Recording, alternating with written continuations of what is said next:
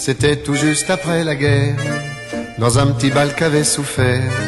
Sur une piste de misère, il y en avait deux à découvert.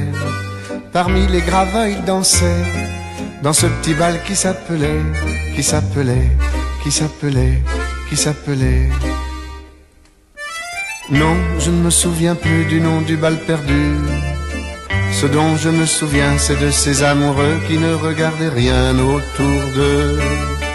Il y avait tant d'insouciance dans leurs gestes émus. Alors quelle importance, le nom du bal perdu. Non, je ne me souviens plus du nom du bal perdu. Ce dont je me souviens, c'est qu'ils étaient heureux, les yeux au fond des yeux. Et c'était bien. Et c'était bien.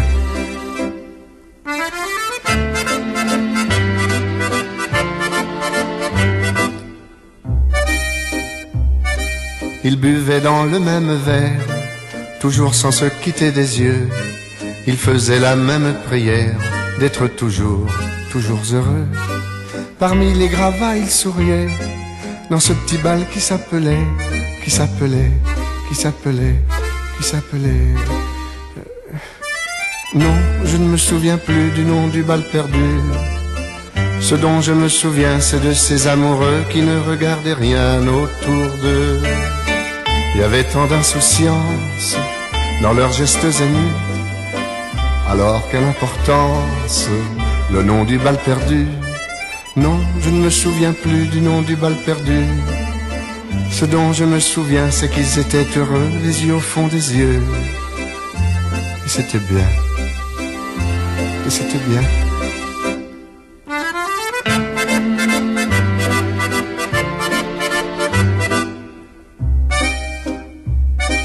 Et puis quand l'accordéoniste s'est arrêté, ils sont partis.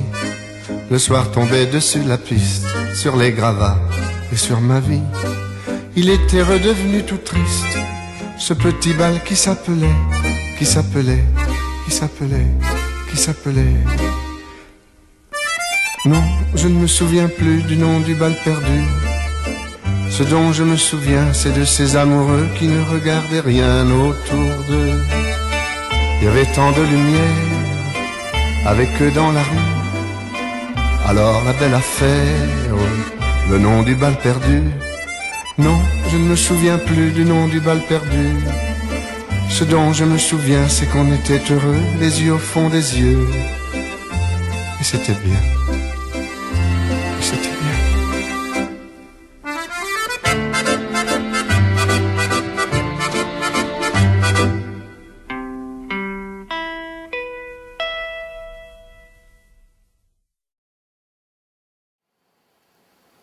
Un peintre avait dit un jour, à chaque touche, je risque ma vie.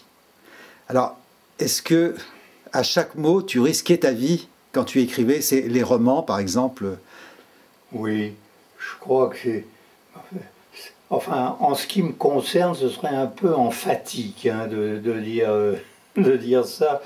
Je vois pas tout à fait... Alors, il faudrait, c'est vrai que la littérature, normalement, on doit jouer sa vie, alors peut-être pas sur chaque mot, mais on doit peut-être pas faire scandale non plus. Je crois que justement, notre ami Jean Dutour disait une chose très vraie. Il disait l'écrivain, et son rôle, c'est de vendre la mèche. Et en fait, c'est ça. Il faut vendre la mèche, mais de là à risquer... le goulag ou sa vie, ou etc. Non, moi je suis trop amateur pour ça. Je suis un dilettante. Hein. En ce qui me concerne, non. Je ne jouerai pas ma vie sur des pages. Comment écris-tu? Est-ce que tu écris à la plume doigt, au stylo, à l'encre, à la machine à écrire, électrique, à l'ordinateur? De toutes les manières possibles. Mais ça se termine évidemment par... alors, jadis c'était par une machine à écrire, une Hermès Baby. Ensuite ça a été une machine électrique. Ça faisait du bruit, il y avait une espèce de souffle, c'était très désagréable. Puis maintenant, bah, comme tout le monde, je me suis mis au clavier d'ordinateur. Mais je le regrette, hein, je pense que la littérature a beaucoup perdu avec l'ordinateur. Parce que l'écrivain, autrefois, il travaillait sans filet. L'ordinateur, il y a un filet. Tu fais de l'équilibre au-dessus d'un filet. Si tu te casses la figure, eh ben, ça se corrige, on refait une autre phrase.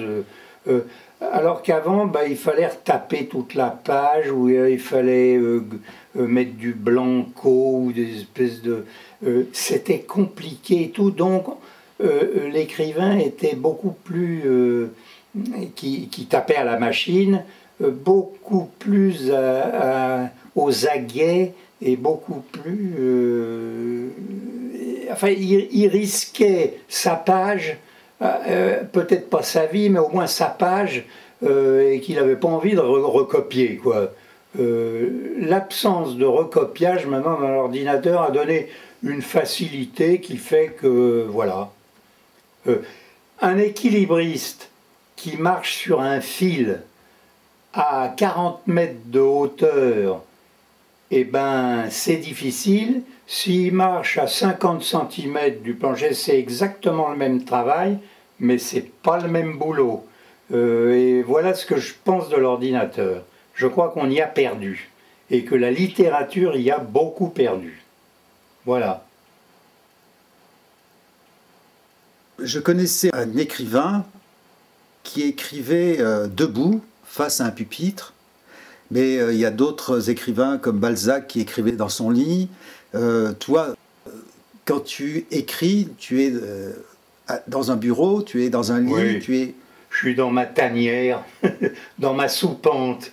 J'ai un truc où tout le monde se cogne la tête quand il entre, parce que le linteau là est très bas, et puis qui est très en désordre, complètement poussiéreux, et voilà, je me cache là-dedans, et c'est là que j'ai fait beaucoup de choses, quoi. Mais j'écris assis, et alors je griffonne à la main, et puis ensuite je reporte au clavier, quoi, à la dactylographie. Ma mère a eu j'avais 18 ans, elle m'a dit « L'homme moderne doit savoir l'anglais et taper à la machine ». Alors, j'ai jamais tellement su l'anglais, mais elle m'a mis au cours Remington-Caumartin, rue Caumartin. J'avais 18 ans, 18-19 ans. Et là, pendant 3 mois, j'ai appris à taper à la machine comme une dactylo, sans regarder tout, enfin voilà. Avec évidemment une classe de 35 jeunes dactylos apprentis, dont j'étais le chouchou, parce que j'étais le seul garçon. Ah, donc je comprends les... Oui. Je me souviens, elle me venait derrière moi et elle m'enlaçait comme ça pour me mettre les mains sur le clavier. Alors je les sentais derrière moi, c'était extraordinaire. C'est vraiment un souvenir voluptueux pour moi. Et du coup, je sais taper à la machine. Je tape plus vite que j'écris à la main, quoi. Et ça, voilà, ma mère avait probablement raison. Ça m'a beaucoup servi, voilà. Et j'ai transmis ça d'ailleurs à mes filles. Je les ai forcées à faire un mois. J'avais une méthode de dactylo. Je les ai forcées et toutes savent taper à la machine sans regarder le clavier. Ah oui, et bien. Depuis que l'ordinateur est devenu un instrument de tous les jours, quoi, elles sont vachement contentes, elles me remercient. Alors, pour toi, qu'est-ce qui est le plus important? Est-ce que c'est le premier livre ou c'est le dernier livre? Le premier est toujours le meilleur, on ne fera jamais mieux. On ne fait que se répéter et faire pire. C'est le premier, le bon. Et peut-être le dernier. Peut-être. Oui, mais encore faut-il avoir conscience qu'il est le dernier. Voilà. Mais si on a vraiment conscience, c'est le dernier, qu'un écrivain se dit, voilà, j'écrirai plus, j'ai fini, mais je donne une parole de conclusion à tout ce que j'ai fait, c'est peut-être pas mal. Toi qui écris à la campagne, mais les premiers livres, peut-être que tu les as écrits à la ville. J'étais plutôt un homme des villes, moi. La campagne, c'est un peu un accident pour moi. Alors, pour toi, qu'est-ce qui était le... Bonjour. Mon petit café. Est-ce que nous sommes en... Mais tu peux intervenir si tu veux. Qu'est-ce qui a été le plus fructueux, écrire à la ville ou écrire à la campagne, ou ça ne change rien pour toi? C'est-à-dire le gros avantage de l'écriture en ville, c'est les bistrots, les cafés. C'est qu'on est très très bien pour écrire dans les cafés, hein, comme Jean-Paul Sartre. C'était pas au De Mago, c'était enfin au Flore, je crois. Il paraît d'ailleurs que le patron du Flore avait loué un sosie de Jean-Paul Sartre pour les touristes. Il disait « Ne dérangez pas, monsieur Sartre est en train d'écrire ». Et il y avait un sosie qui brassait. C'est la légende, mais elle est peut-être vraie. Enfin bref, écrire à la ville est bien parce que les bistrots, enfin alors je parle de Paris hein, surtout, c'est tellement important, c'est une vie tellement familière et agréable, quoi, le café, la terrasse de café, tout ça, pour écrire on y est très bien, avec une espèce de brouhaha, le brouhaha de la ville, non, c'est... Et à la campagne, on est un peu dans le silence, c'est moins agréable quand même, c'est moins inspirant. Peut-être un peu dans le cirage aussi. Oui, dans le cirage aussi. On fait volontiers la sieste à la campagne. Alors aussi une chose, est-ce que c'est plus facile pour toi d'écrire quand tu étais un homme seul ou d'écrire quand tu as une grande famille? Oh non, non, il faut être seul. Hein. Alors évidemment, quand on a une grande famille, on n'est pas condamné à ne plus écrire, mais il faut pouvoir s'abstraire de son entourage et se cacher quelque part. Hein. Moi, écrire avec des gens qui passent et des visites et de la famille et tout ça, non, impossible. Hein. Faut quand même une certaine concentration. Faut arriver à rentrer un peu en soi-même et puis à rassembler ses idées. Alors, il y a peut-être des surdoués qui... Enfin, c'est pour ça que j'ai beaucoup d'admiration pour les journalistes.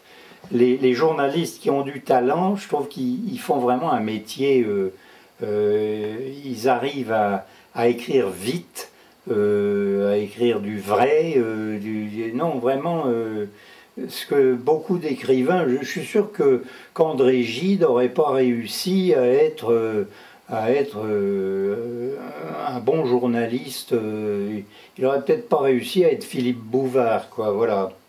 Simenon, dans la première partie de son travail, donc il écrivait beaucoup de nouvelles, et il raconte que parfois il organisait des grandes soirées chez lui, où il invitait beaucoup de gens.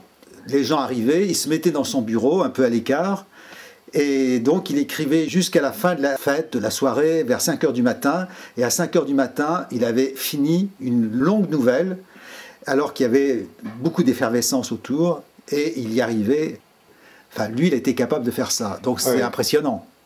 Simenon, c'est vraiment un cas très particulier. N'oublie pas que c'est quand même celui qui arrivait à se mettre dans une vitrine des grands magasins en disant monsieur sur la rue, quoi, avec les passants qu'il regardait écrire, il écrivait une nouvelle dans une vitrine des grands magasins. Je ne sais plus si c'était les Galeries Lafayette ou je ne sais quoi, mais enfin, il avait fait ça. C'est incroyable, avec ses crayons. C'est qu'il taillait une quinzaine de crayons, comme ça, et il les mettait dans un pot, et il tirait les crayons dès qu'il cassait la mine. Non, Simenon, c'est... Simenon, il y a quand même, j'ai entendu dernièrement à la radio, je crois, à France Culture, une longue nouvelle, un petit roman qui s'appelle Le Train. Est-ce que c'est celui qui a été adapté au cinéma avec Alain Delon Oui. Et, il y a eu une adaptation cinématographique. Peut-être Romy Schneider. Oui, il y a eu une adaptation. Mais ce que j'ai entendu, c'est cet acteur qui doit s'appeler Gallienne. Jérôme Gallienne ou Guillaume Gallienne, quelque chose comme ça, de la Comédie Française, et qui lisait la nouvelle. Et là, c'est extraordinaire. Hein. C'est une nouvelle vraiment. Là, c'est vraiment le grand talent. Hein. On ne peut pas faire de généralité. Chaque auteur fonctionne à sa façon, travaille à sa façon. Et donc, quand tu dis c'est un cas spécial, mais tous les écrivains sont des cas spéciaux. Jean Dutour, c'est un cas spécial. Pierre Gripari, c'est un cas spécial. On est d'accord. Tu es un cas spécial. Toute proportion gardée. Il y a quand même deux catégories d'écrivains.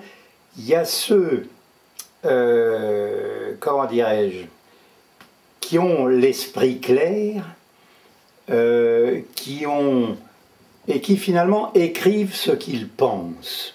Et puis tu as les écrivains qui n'ont que du fromage blanc dans la tête et qui finissent par penser ce qu'ils écrivent.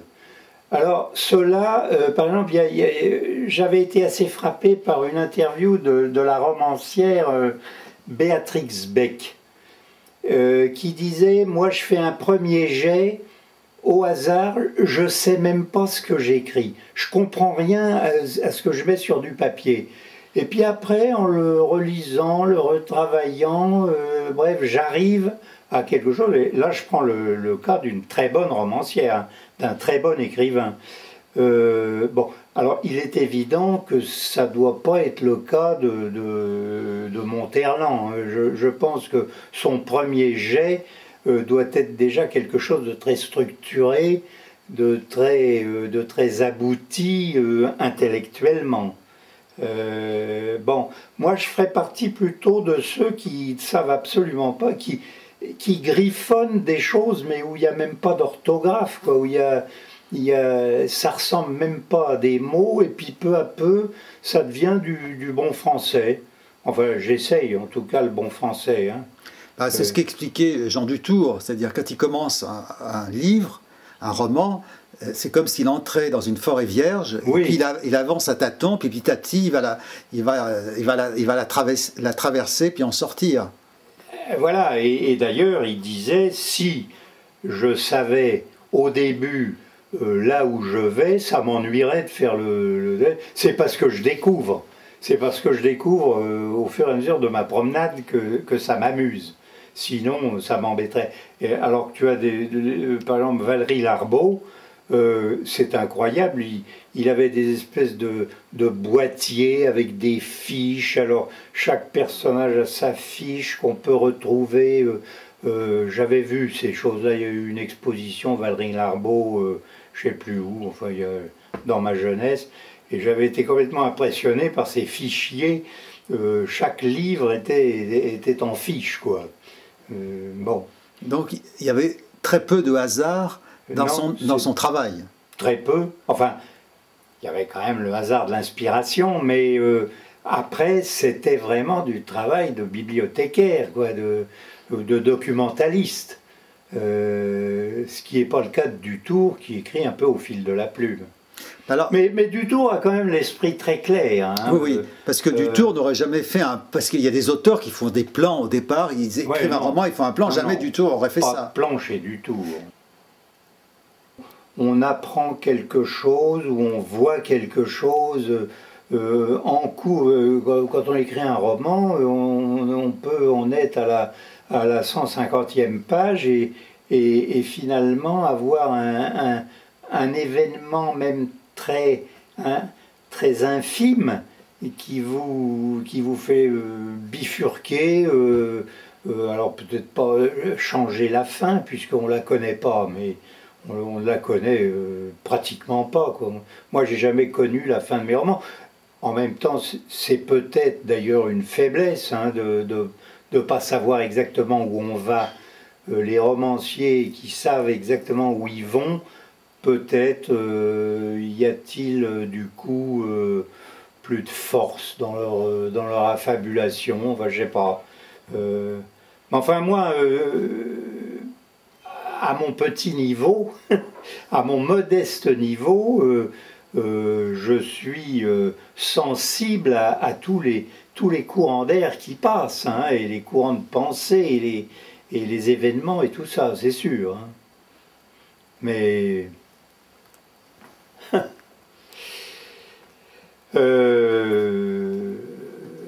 enfin, je sais pas, c'est sûr que on dira que enfin, la littérature active, romanesque, c'est un art d'exécution. C'est en écrivant que la chose se fait, c'est pas tellement en réfléchissant. Alors, il y a les idées qui vous viennent la nuit. Moi, je me réveille de temps en temps avec une idée qui m'est venue la nuit. Bon. Mais tu la notes pendant la nuit? Et elle est bonne. Et tu la notes ou tu la... Oui, oui. Tu te lèves et tu notes? Je me lève pour noter. Ah bah, si on note pas, on l'oublie. Mais généralement, l'arrivage de la nuit est bon. J'ai remarqué. Alors, il y a une chose que je voudrais savoir. Donc, après l'édition d'un livre, donc il y a un certain nombre de réactions, des amis, des critiques littéraires, même des ennemis.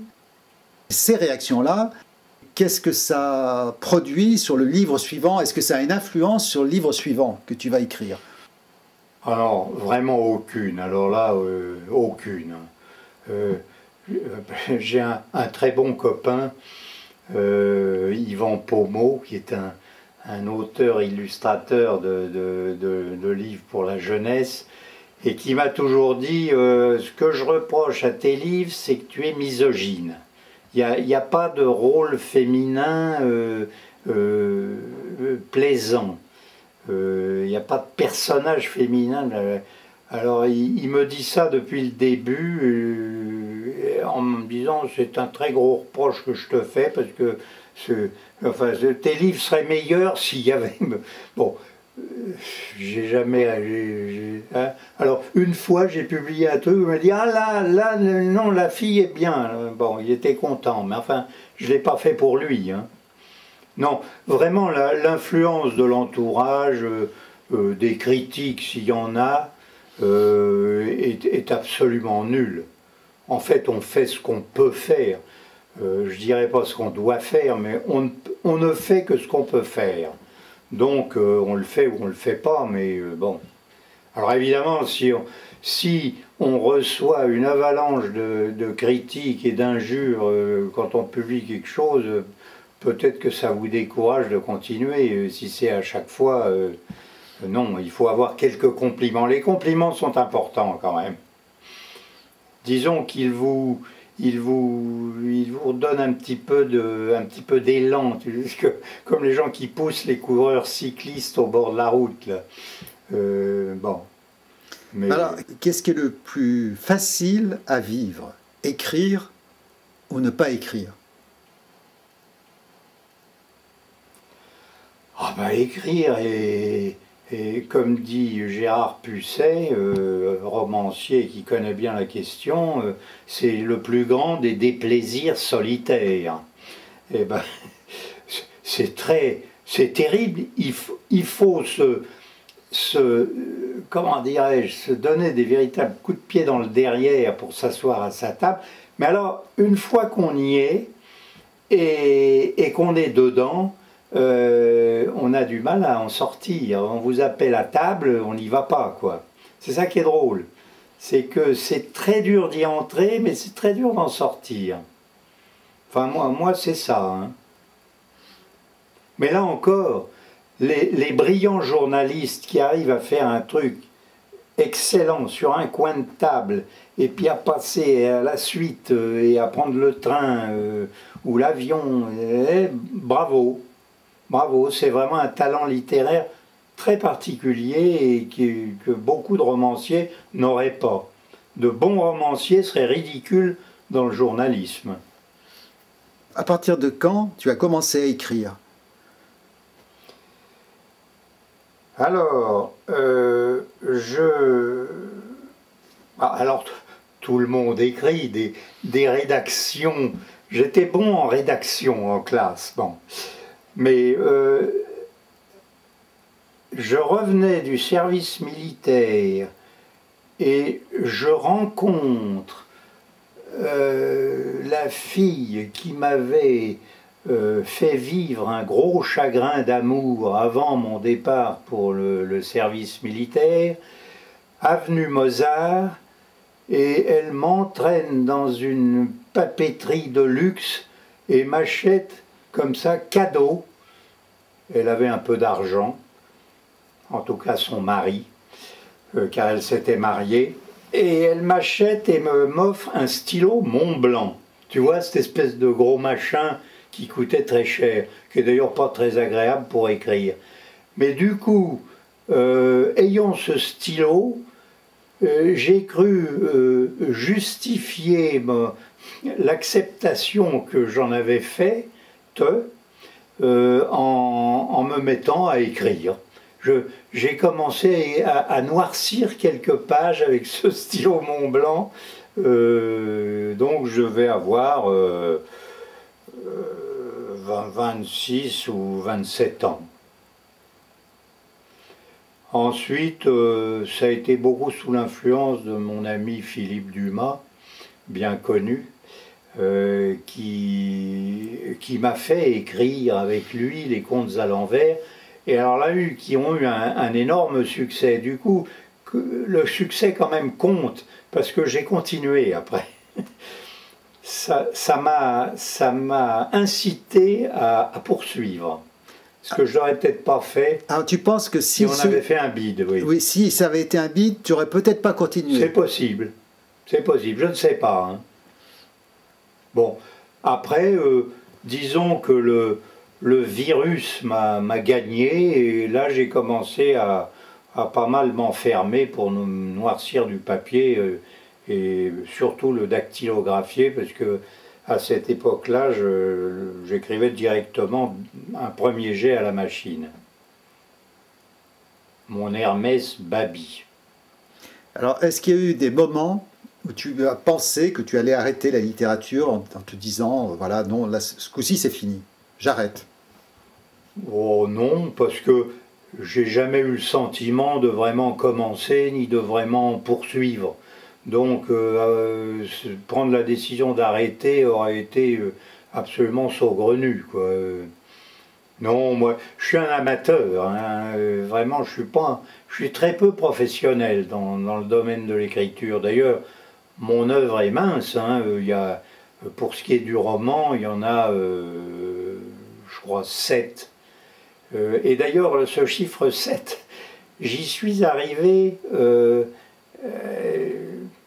je m'étais dit, bon, je fais des romans pour la jeunesse. Enfin, je publie chez un auteur de jeunesse, ce qui est considéré comme un genre mineur. Alors voyons, dans les autres genres mineurs, enfin considérés comme mineurs, il y a par exemple le roman policier. Qui est le meilleur auteur de romans policiers? Selon moi, c'est Raymond Chandler. Combien a-t-il publié de romans? 7. Eh bien, il faut que j'arrive à 7 et j'aurai une œuvre dans un genre mineur.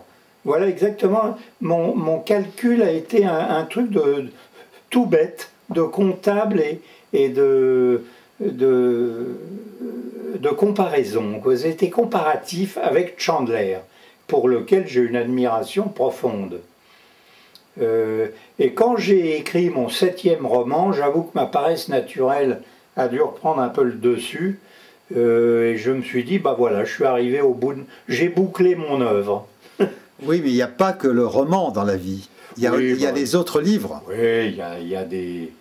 Ça, alors là, je suis le polygraphe type, je peux faire des préfaces, des essais, des n'importe quoi, des articles, j'adore ça d'ailleurs, mais enfin, disons que l'œuvre sérieuse, c'est quand même le roman. Et je pense avoir fait un ou deux romans pas trop mauvais, voilà, dont je suis un peu fier. Oui, mais tu sais, il y a des auteurs qui disent de tout mon travail, ce qui est important, c'est le roman. Puis on s'aperçoit que ces auteurs, par exemple, qui ont écrit un journal, bah, leur journal est encore plus intéressant que leur roman. Donc, alors, peut-être que c'est ton cas. Je ne sais pas, dans ce que, tout ce que tu as écrit par ailleurs. Oui, j'ai un journal considérable, mais que je vais détruire, hein, sûrement. Ah bon? Ah oui. Là, ça y est, j'arrive à l'âge où il faut détruire certaines choses. Hein. Et puis ça compte pas, les journaux de jeunesse comme ça, on fait des gammes, on se regarde écrire, enfin, ça doit pas être fameux. Hein. J'y ai jamais remis le nez, mais à mon avis, c'est pas fameux. Tandis que, mon Dieu, dans certains des 7 romans que j'ai commis, que j'ai pondus, il y a au moins quelques passages pas trop mauvais. Et puis c'est écrit en assez bon français, ce qui pour moi compte énormément. Mais qui comptera de moins en moins, je pense, puisque le bon français est une notion qui disparaît peu à peu, ce qui est normal. Hein. Alors, dans ton quartier, dans ton environnement, est-ce que les personnes qui habitent autour de chez toi savent que tu es un écrivain, ont lu tes livres? Est-ce que tu as des réactions de ces personnes-là ou peu? Non, pas tellement. D'abord, quand même, c'est des livres qui sont publiés par un éditeur de jeunesse. Alors je sais bien, il y en a certains là-dedans qui n'ont pas grand-chose à faire chez un éditeur de jeunesse, mais c'est un bon éditeur, alors j'y suis resté fidèle.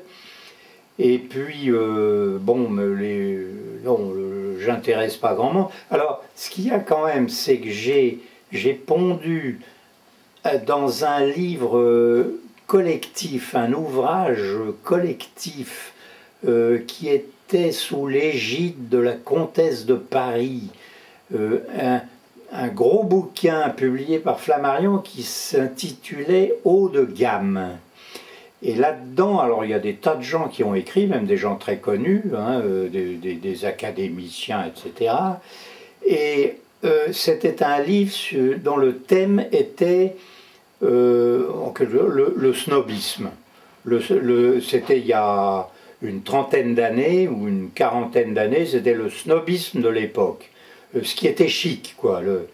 Et on m'avait demandé un article sur Varangeville-sur-Mer en tant que citoyen de la commune.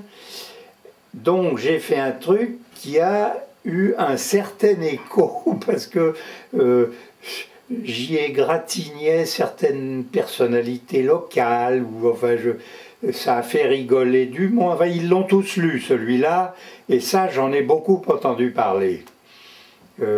Philippe faisait les dessins du gros livre, etc., etc. Mais bon, là j'ai été lu. On me le redemande de temps en temps. Est-ce que tu l'as? Tu pourrais me le reprêter? Enfin, on me le cite. Là, j'ai eu un gros succès. Alors, depuis, il s'est passé beaucoup de choses et je crois savoir que tu es maintenant membre officiel du Club des Ronchons. Oh bah oui, ça c'est merveilleux, c'est le club idéal.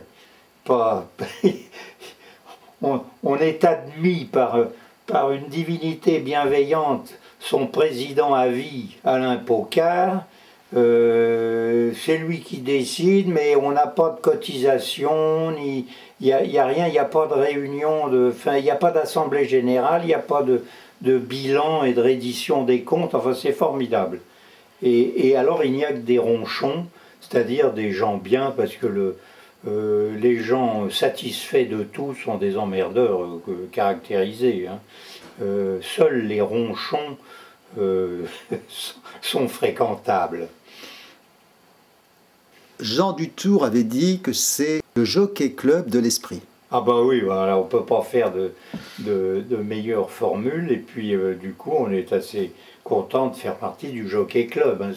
C'est assez huppé comme truc. Vive le club des ronchons. Comment tu t'es retrouvé libraire à Dieppe? Alors, à l'époque, je travaillais au Conseil d'État comme adjoint au secrétaire du contentieux. Le secrétaire du contentieux, c'est quelqu'un de très important au Conseil d'État. Et je m'entendais, c'était une vieille dame, Madame Château, qui était une juriste. Bon, il faut dire, j'avais fait mon droit, alors je l'avais terminé assez brillamment, pour une fois, dans mes études. Et c'était une juriste, alors, remarquable, une femme d'une valeur extraordinaire, qui aurait dû être conseiller d'État elle-même, mais à l'époque, il n'y avait pas de femme. Il n'y avait pas de femme comme conseiller d'État. Donc, elle était devenue secrétaire du contentieux, c'est-à-dire qu'elle préparait tout le boulot des conseils d'État qui venaient à 7 heures du soir lui demander ce qu'il fallait juger, quoi. Et elle leur disait, bah, vous dites ça, hein. Bon. Et je m'entendais admirablement avec cette dame, qui était une femme remarquable, qui avait un bureau qui était un monceau de paperasse absolument invraisemblable. Tous les jours, je me disais, ça va dégringoler, ça restait en équilibre. Et un jour, elle me fait une réflexion désagréable. Et à mon avis, imméritée. Alors j'ai posé mon stylo, je lui ai dit, Madame, considérez-moi comme un ex-collaborateur. Et j'ai démissionné du truc, alors elle était catastrophée, en disant, mais maman, enfin bref, je suis parti, et à ce moment-là, je me suis trouvé à ne pas trop savoir quoi faire. C'était dans les années qui ont suivi mai 68, et j'avais un beau-frère qui, lui, était un homme d'affaires extrêmement haut placé chez Rank Xerox. Enfin, tu vois le genre. Bon, la boîte, ça rigolait pas et tout. Et lui, peut-être un peu contaminé par l'ambiance 68arde, disait, j'en ai marre de tout ça, j'arrête, on va reprendre une librairie tous les deux, parce qu'il savait que moi j'étais plutôt littéraire et lui était un bon commercial, dirons-nous, tout en étant d'ailleurs littéraire aussi. Moi j'étais un mauvais commercial. Et à ce moment-là, Philippe Dumas, par l'intermédiaire de Verbreken, que tu as connu, Pierre Verbreken, rédacteur en chef des Informations dieppoises, nous signale qu'il y avait une librairie à vendre à Dieppe, et que voilà, si on voulait, on pouvait faire une offre et racheter cette librairie. Et comme mes parents venaient de mourir, j'avais hérité du prix de l'appartement du 16e arrondissement, bref, je passe les détails. Mon beau-frère et moi avons racheté cette librairie et sommes devenus associés à Dieppe, à la librairie de la Barre, pour succéder à un gars extraordinaire, Roger Ribes, qui était un libraire, alors là, de génie, qui nous a laissé une librairie vraiment littéraire, au meilleur sens du terme, avec un fond formidable, une clientèle d'habitués très exigeants sur le plan littéraire, et nous nous sommes efforcés de continuer dans cette voie de librairie de qualité, et on y est arrivé pendant 8 ans, au bout de quoi mon beau-frère a été repris par les c'est le démon des affaires, et surtout que les chasseurs de tête n'arrêtaient pas de téléphoner pour lui proposer monts et merveilles.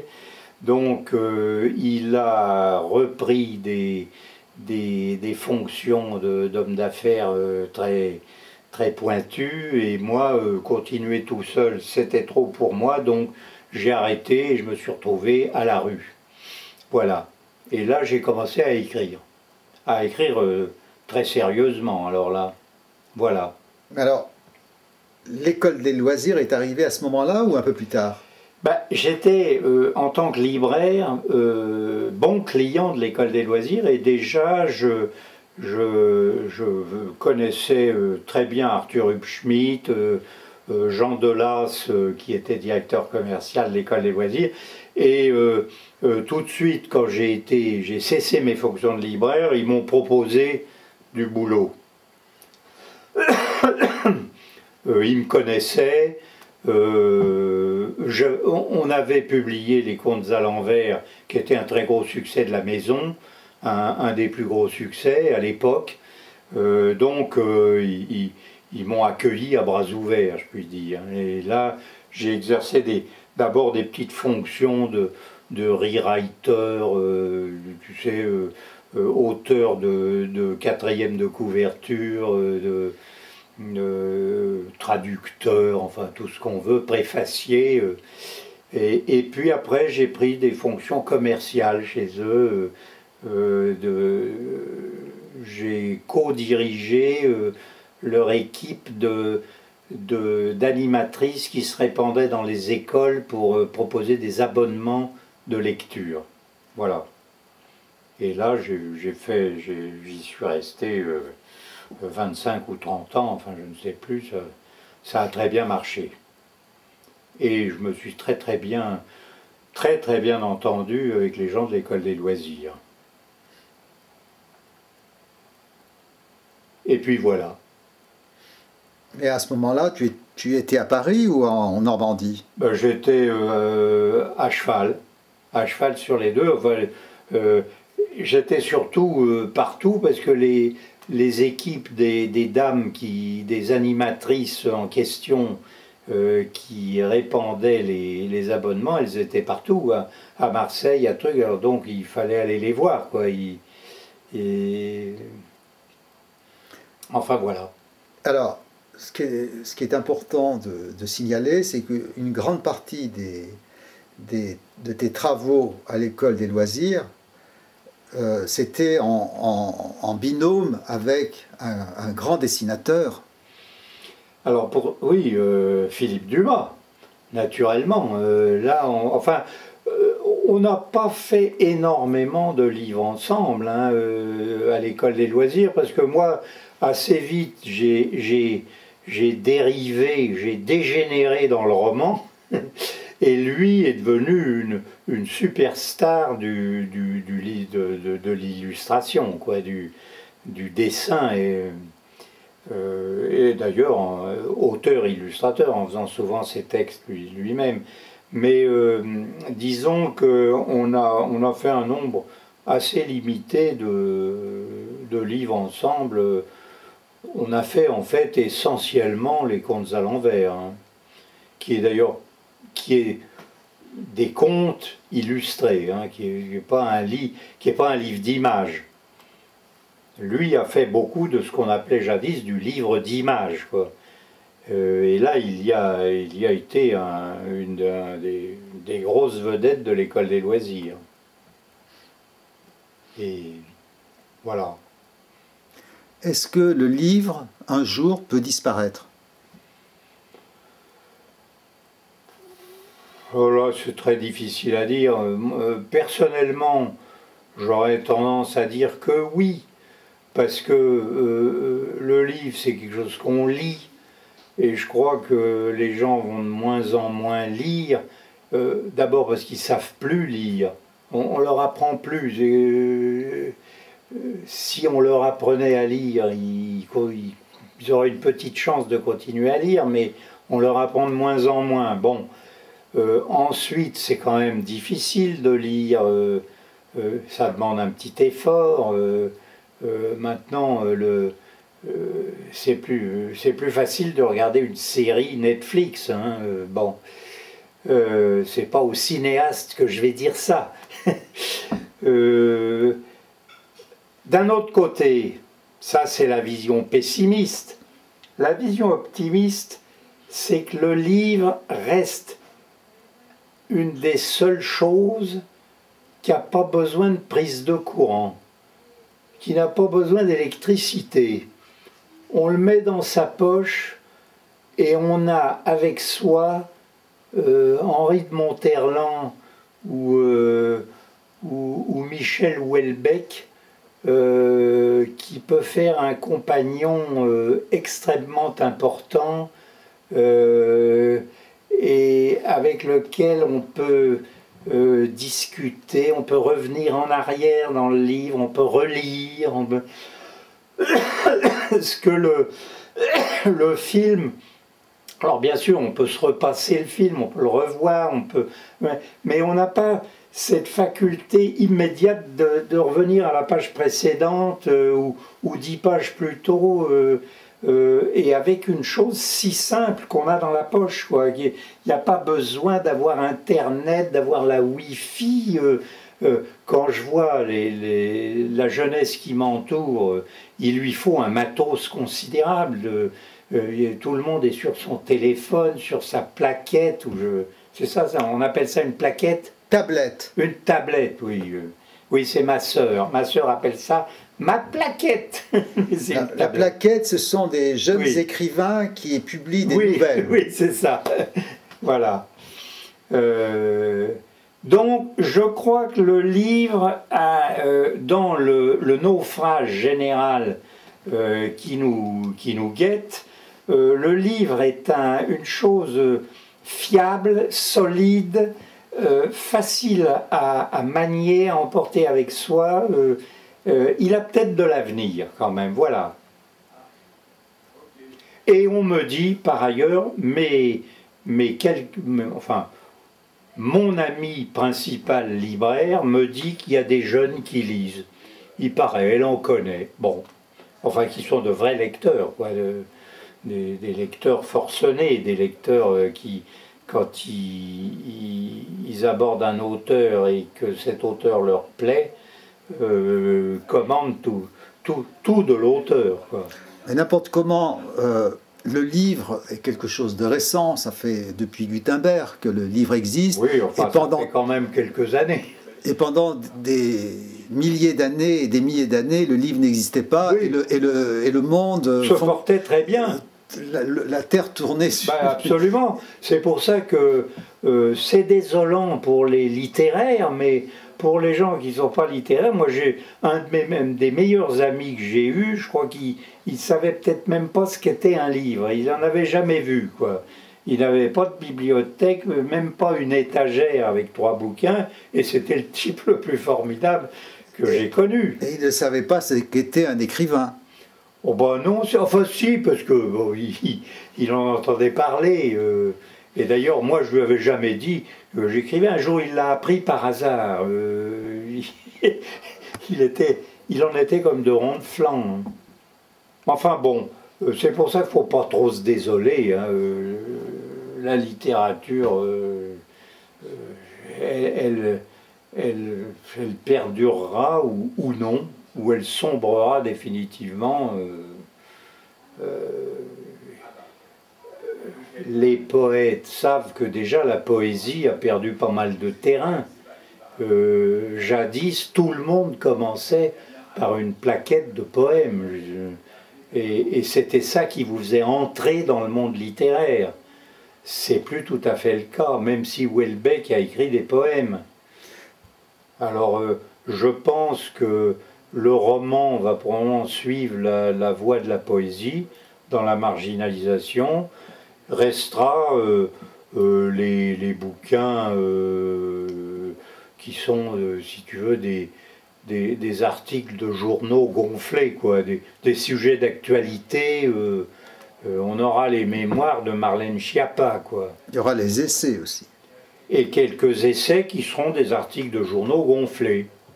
C'est-à-dire, au lieu d'écrire 4 articles sur, je sais pas quoi, les crypto-monnaies, il y aura un livre un peu plus étoffé sur les crypto-monnaies. Et on l'achètera. Et on le lira tant bien que mal. Et peut-être qu'un jour, le livre existera toujours, mais qu'il sera gratuit. Est-ce que c'est envisageable, ça? Ça serait une mauvaise chose, mais on peut très bien envisager ça. Parce qu'aujourd'hui, avec les ordinateurs, les gens ont accès, par exemple, à des séries donc de télévision gratuitement. Pour eux, il ne leur vient pas à l'idée de payer ce qu'ils vont regarder. D'accord, mais gratuit, je ne sais plus quel est l'économiste qui disait, et à mon avis, à juste titre, il disait gratuit, ça veut dire payer autrement ou par quelqu'un d'autre. Et en fait, ce sera ça. On le paiera, si tu veux, tu supprimes la taxe foncière, et tu vas voir, ou la taxe d'habitation, et ben tu vas la payer autrement par une augmentation de la taxe foncière, quoi. Ou alors, enfin bon, de toute façon, un livre gratuit, il faut bien qu'il ait été imprimé, et que quelqu'un ait acheté du papier, tout ça a un coût qui a été payé, qui a été réglé, et les gens qui ont réglé ce coût, ils se dédouanent autrement. Il y a eu des quotidiens gratuits, on a vu le résultat. Oui, parce que là, c'était la pub qui les payait. Hein. La pub paye aussi les quotidiens payants. Oui, oui, oui. Aussi. Une partie. Oui. Parce que les quotidiens, c'est subvention de l'État. Quand le journal n'est pas trop anti-étatiste, et plus pub. Voilà. Et donc, il y a assez peu de journaux vraiment indépendants. Mais bon, c'est vrai, le roman, il répond à un besoin d'affabulation. Le cinéma, pour quelque temps encore, va répondre, il va satisfaire ce besoin. Hein. Bon, et il répond à un deuxième besoin qui est le besoin de qualité littéraire, mais là, les gens qui aiment la qualité dans la, je sais pas, dans la sculpture, ils sont finalement assez peu nombreux, et ils peuvent même diminuer en nombre, et la sculpture disparaître, ça ne fera pas un grand trou dans le monde à venir. Hein. Donc, tant pis. Advienne que pourra. Mais c'est vrai qu'on se privera de Marcel Proust et de l'autre grand Marcel du XXe siècle, Aimé, Marcel Aimé. Les deux grands Marcel.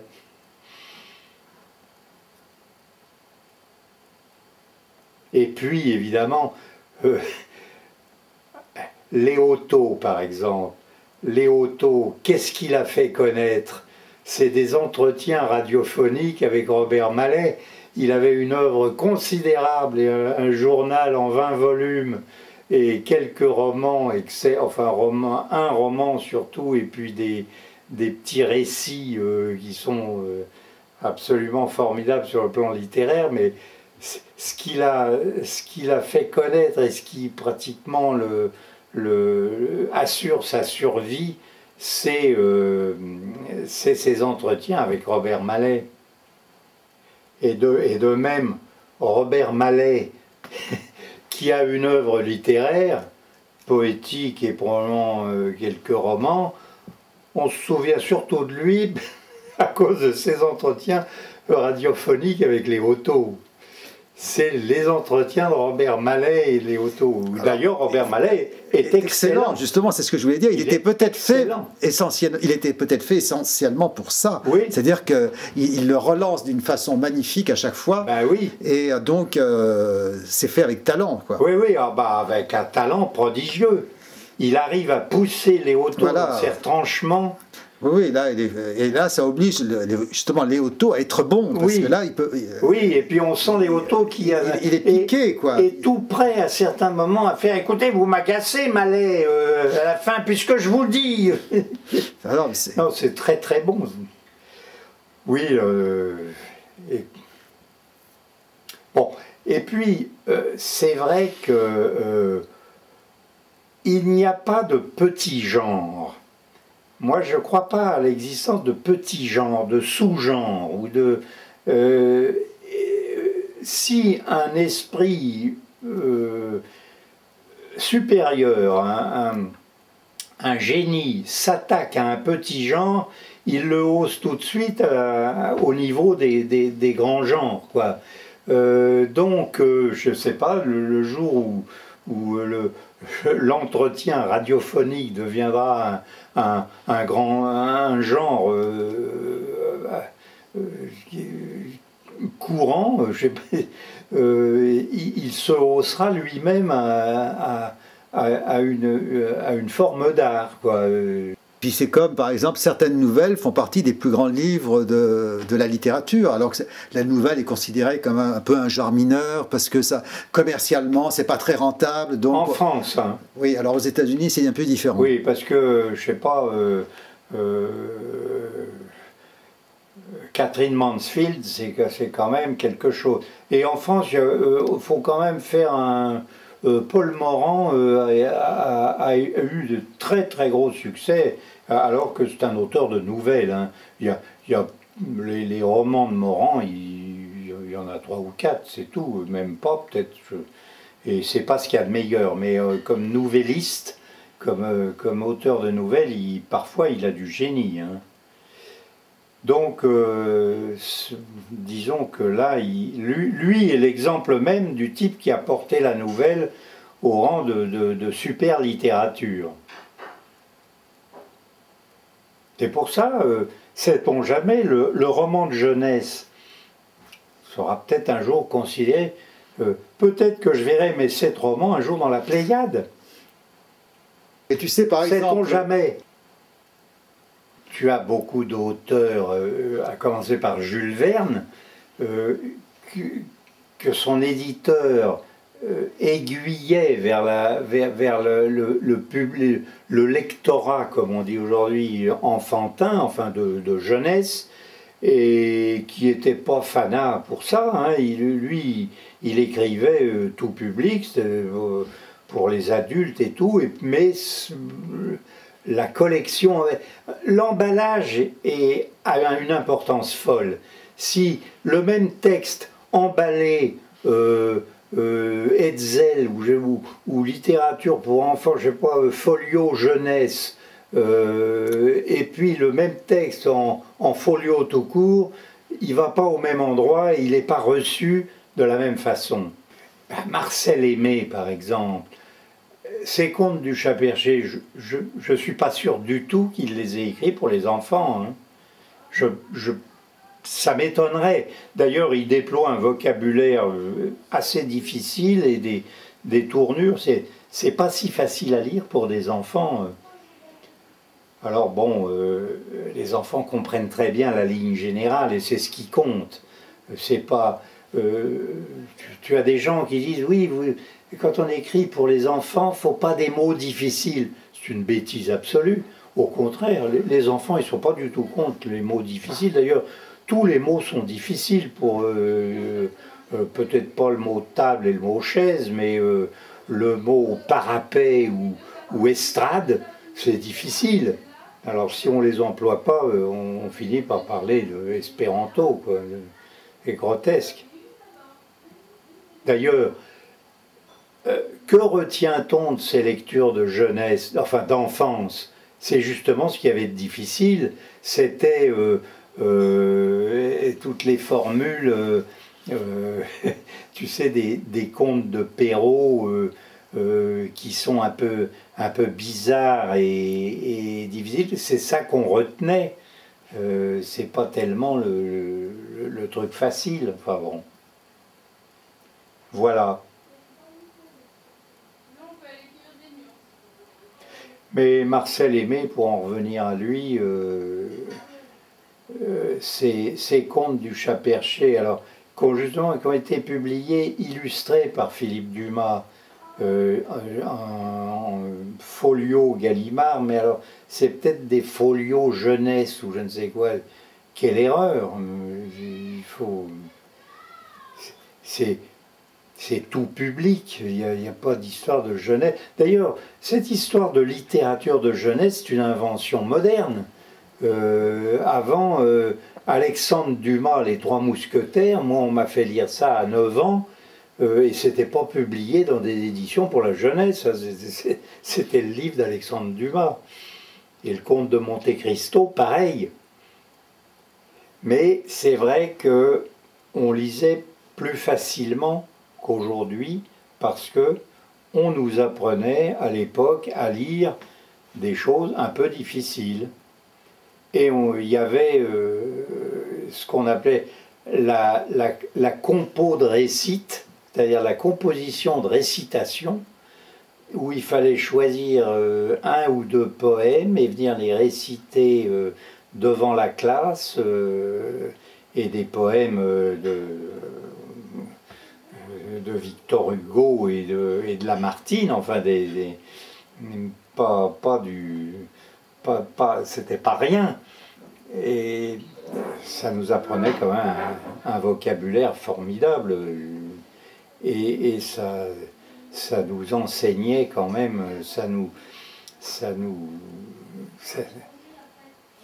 enfin, on apprenait à lire, quoi. Alors, le problème aujourd'hui, c'est que le vocabulaire se rétrécit.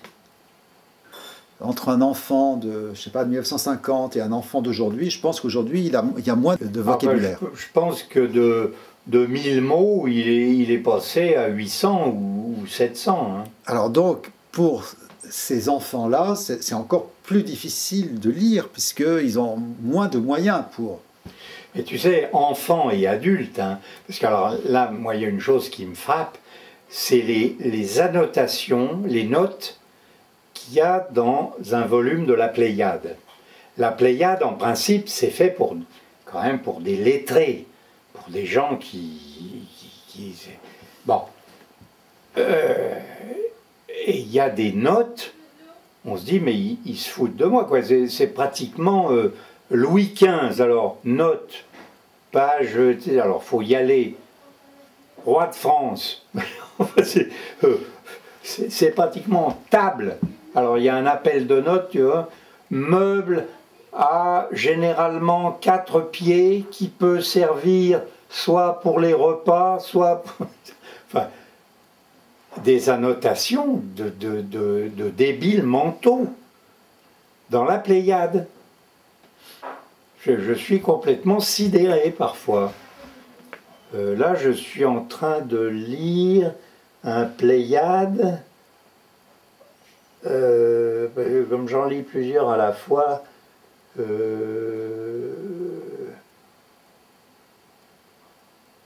Oui, c'est non, non, encore celui-là, ça va. Les notes sont des notes pour adultes, adultes normaux. Mais c'est, justement, un volume de nouvelles de Paul Morand. Alors, c'est nouvelles complètes. Il y a des annotations, on se demande ce qu'elles font là, quoi. Ça prend de la place pour rien. Alors, de là, le résultat que pour 700 pages de texte, il y a en plus maintenant 400 pages de notes, puisqu'il faut expliquer ce que c'est qu'une table et ce que c'est qu'une chaise. Alors ça fait des volumes de 1500 pages, mal commode à lire au lit et dans le train, enfin bref, c'est un peu énervant. Ça m'agace. Mais tu parlais du rétrécissement du vocabulaire, mais il y a une disparition des locutions françaises. Par exemple, fier comme Artaban, ou alors là on s'en souvient un peu, fier comme Bartaba, oui. En rester comme deux ronds de flanc, aller au diable Vauvert, plus personne n'emploie ça, c'est fini, alors que oui. Dans les années 50, c'était encore assez courant. Kiff, bourricot. Oui. Mais on a supprimé la deuxième partie. On dit kiff maintenant. Oui, oui, et ça on le dit volontiers parce que c'est un peu arabe. Alors on garde ça. Mais c'est pas. Moi j'emploie. Alors j'emploie. Il y a des locutions qui me viennent comme ça dans la conversation avec mes enfants. Ils ne comprennent pas ce que je dis, quoi. Ah oui. Ah ben non. Mais j'ai eu ça, je te citais en rester comme deux ronds de flanc. Alors plus personne, je sais pas, on ne doit pas acheter chez le boulanger des flancs ronds. Et cette chose qui exprimait, qui essayait de décrire la surprise d'un individu qui ouvre des grands yeux comme ça et en reste comme deux ronds de flanc, ben, ils ne comprennent pas, quoi. Or, c'était courant dans ma jeunesse, quoi. Et mes parents s'exprimaient énormément par expression familière de ce genre, hein, de locution française. Ça faisait partie vraiment de la langue. Non, ben, enfin écoute, tout ceci étant dit, Houellebecq tire à des millions d'exemplaires, traduit dans 46 pays, et il fait une littérature qui est loin d'être mauvaise. Bon, qui n'est pas, moi, enfin, j'en fais pas c'est pas mon livre de chevet, mais il a quand même, c'est un bon écrivain, il mérite son succès. Et il l'a. Donc, c'est quand même, il l'a quand même parce que son talent littéraire fait que il se fait lire et par des gens qui ne sont pas spécialement des lettrés. Il se fait lire par un grand public. Donc, bravo. Et donc, il n'y a pas de raison qu'il n'y en ait pas un autre. Bon, ceci dit, il reste de bons écrivains aujourd'hui. Hein. Je crois on parlait tout à l'heure de Benoît Dutertre et de François Taillandier, moi qui sont deux gars que je porte assez haut sur le plan littéraire. Ils tirent leur épingle du jeu. Tiens, mais très belle expression. Il ne comprendrait pas tirer son épingle du jeu.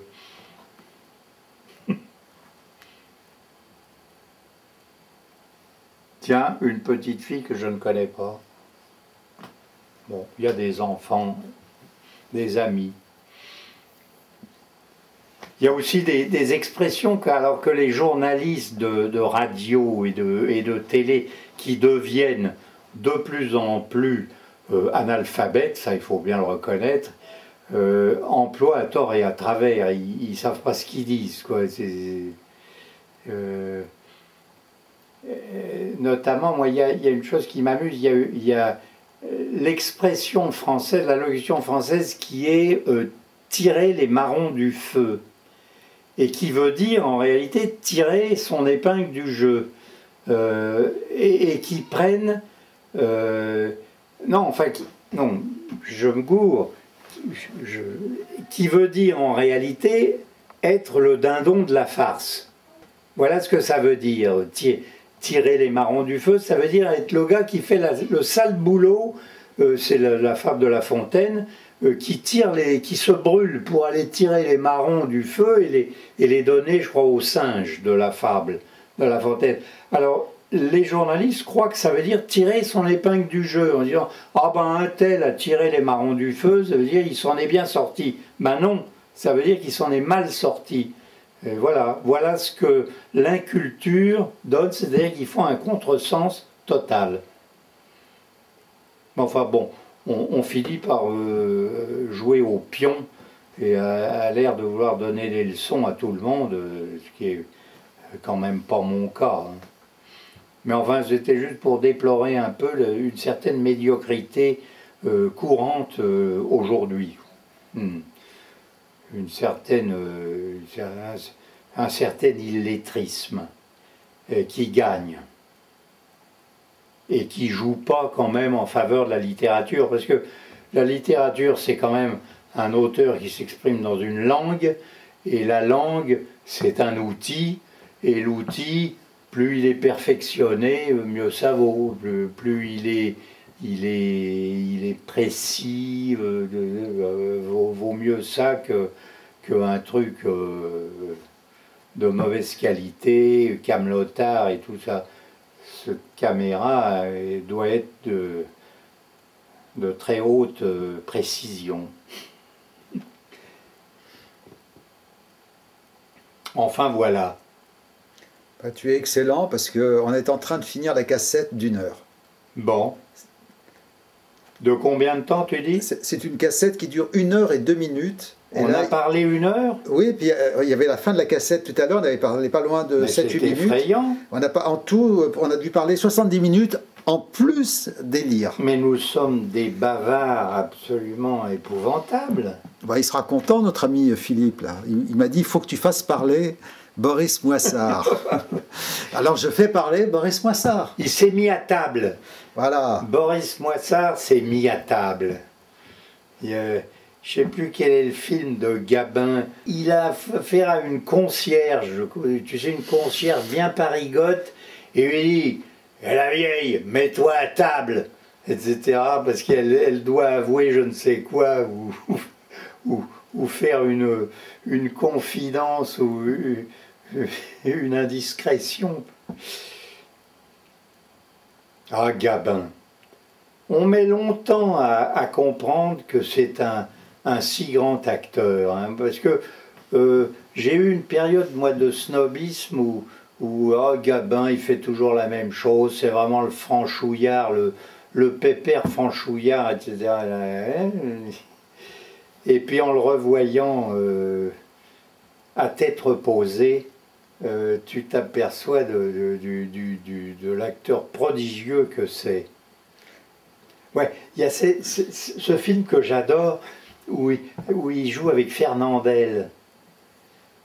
Ah oui, il va sur la Côte d'Azur. Oui, il passe des vacances, parce que le fils de Fernandel est amoureux de la fille de Gabin. Voilà, et c'est Franck Fernandel, le fils. Oui, et Gabin va à Marseille.